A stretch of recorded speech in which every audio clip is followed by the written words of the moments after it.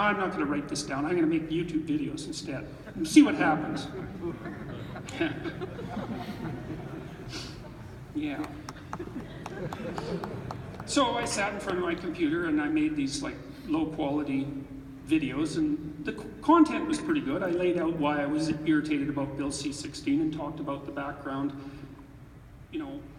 context of the legislation, and then I made another one telling the HR department at the university that what they were doing was completely unwarranted and that they had no business doing it whatsoever and that they should stop. And so then I released the videos. And I thought, then I went to sleep. And the reason I made the videos was because I wanted to think these things through, right?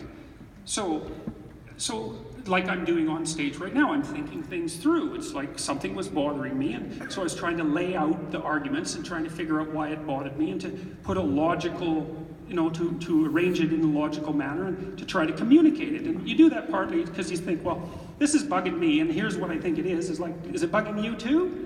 And how about you? And if it isn't bugging any of you, well, then I'm probably crazy. But if it's bugging all of you too, then, maybe there's something here. And so that's why you have to be able to speak freely, right? Because you have to be able to bumble around with your thought and formulate things and then see how other people respond to it, and they'll criticize you or maybe agree with you, and you get to modify what you're thinking. And plus I was experimenting like I often do. I was experimenting with YouTube. It's like, well, let's see what happens.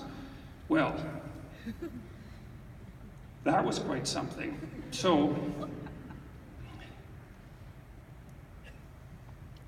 Well, the first thing that happened was there was a big demonstration, like an anti-Peterson demonstration. So I had my own demonstration, and that was in front of the building I worked at. And not too many people came, but the people who came were calling me the sorts of names that Eric was called, or that Brett was called. I was a bigot and a transphobe and a racist. Oh, I was a racist because the HR department at the university had taken advice from Black Lives Matter in formulating these policies. And Black Lives Matter in Toronto was led or established by two women who I thought were reprehensible. And it had nothing to do with their race. Like, I don't care who you are, you can be reprehensible. And they were reprehensible in my estimation. And there was plenty of documented evidence for that.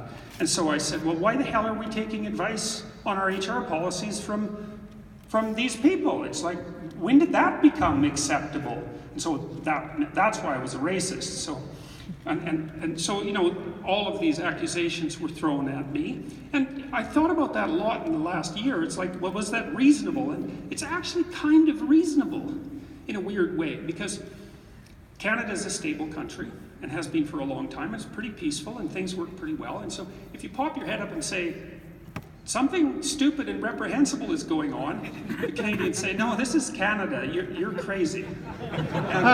Which is the right response, right? And so then they throw a bunch of things at you that might match the kind of crazy you are.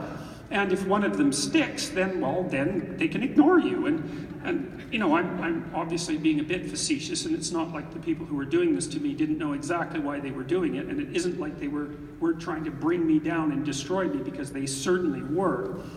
And then 200 faculty members and graduate students and the like from the disciplines that you'd expect wrote a petition saying that I had made the university an unsafe place. And then there was a counter-demonstration that these students who decided to support free speech set up, and they asked me to speak and Lauren Southern to speak and a couple other people, and they had an open mic session so that anyone could speak, and it was out in front of the same building, and there was quite a few people at that. There was about 200 people, and I went out there, and there were some bad guys there. There were just your typical students who were confused and squawking away and chanting. But peppered among them were the types of people who were seriously looking for trouble.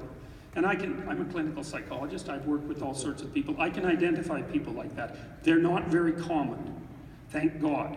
But there were plenty of them at that rally. And it could have been any kind of rally where the possibility for trouble was emerging, and they would have been the type that was going to be there. So I was keeping my eye on them. And they were blasting white noise, and they were unplugging our PA systems and stealing the mic and just behaving in a manner that should have been shut down by the university authorities.